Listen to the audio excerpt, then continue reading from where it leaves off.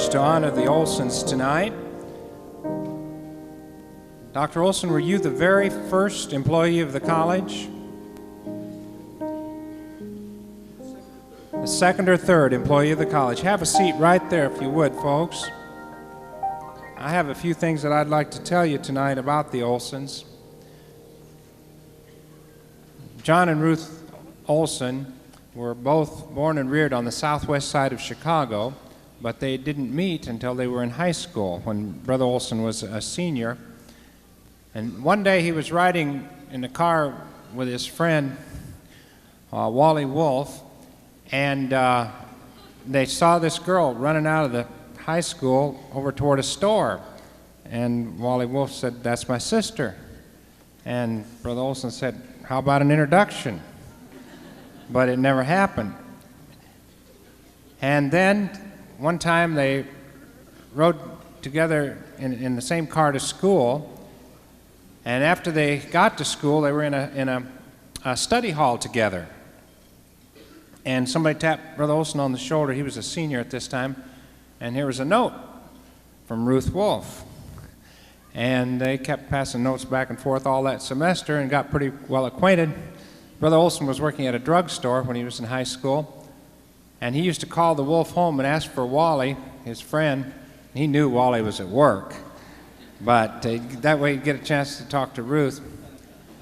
But when the parents, the Wolf parents, Ruth's parents, began to realize that things were getting kind of serious, they objected, tried to put the quietus on it. They said, "We're born-again Christians, and the Bible says, you know, not supposed to marry people who are not born-again Christians." Well, Mr. Olsen thought he was a Christian, so he didn't say what the problem was, but he started going to their church.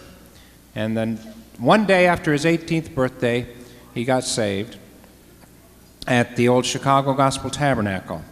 And then he started to go to the church that the Wolves attended. And fortunately, that was the Cicero Bible Church. It was probably the greatest church in this area at that time, and one of the great pastors, one of the great soul winners in the history of Chicago, Dr. Billy McCarroll. And just before Dr. Billy McCarroll went to be with the Lord, Hyles-Anderson gave him an honorary doctorate.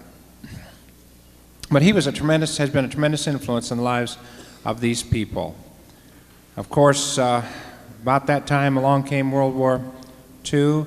Brother Olsen joined the Army Air Force and flew B-26s. He was a flight engineer, B-26s. The B-26 had a couple of nicknames, and I wrote them down here.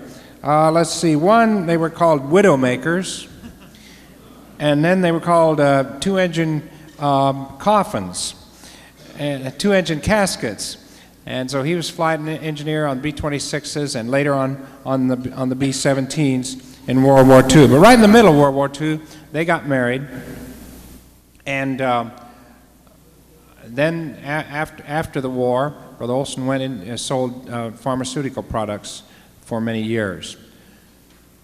Then as years passed, they were advised by their pastor to join the First Baptist Hammond after Brother Hyles came here. And then Brother Olsen was in on the first, right in the ground floor of the opening of our college. Little incident from their courtship I thought was interesting. Back in those days, you could get a little coupon out of the Sunday paper where you could get 5 White Castles for 25 cents. Ordinarily, in those days, they were 10 cents. So Brother Olsen had Ruth out on a date, and he had this coupon in his pocket, but he gets up to the window to pay for the 5 hamburgers, and he can't find his coupon, so he has to pay the whole 50 cents. And so he didn't like that too well. He gets back to the car and he reaches for his keys, and he finds the coupon after all. Well, he wasn't going to lose the benefit of the coupon, so he goes back and gets another 5 hamburgers, another 5 White Castles, so they had 10 White Castles that day. That's a lot even for teenagers to eat, you know. One incident that I'll always remember when we first came out here, of course, in the early days of the school, all of us wore a lot of different hats, and Brother Olsen was not only did the work that he does now, but he did the work that Brother Sally does now, the work that Brother Mark Pfeiffer does now, the work that Brother Clyde Wolf does now, and headed up several different departments. And one time I was showing some of my friends our new campus, and Brother Olsen and one of his co-workers found some of the wine that the Capuchins left here, 3 gallons of it.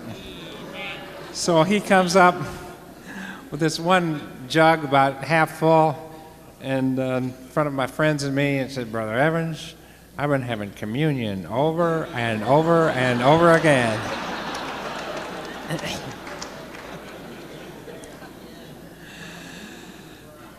Brother and Mrs. Olsen, it's our privilege to honor you tonight. A week from tomorrow is their 50th wedding anniversary. They got married on February 20, 1943, right in the middle of World War II.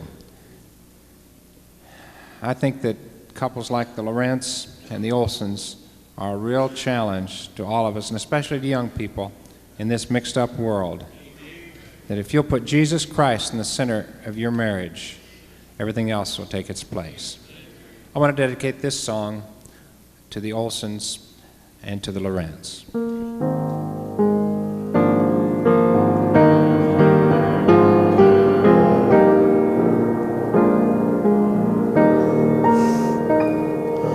Wise men say only fools rush in, but I can't help falling in love with you. Shall I stay? Would it be a sin if I can't help falling in love with you?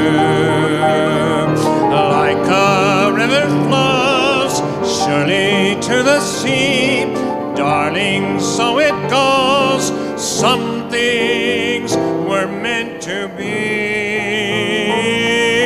Take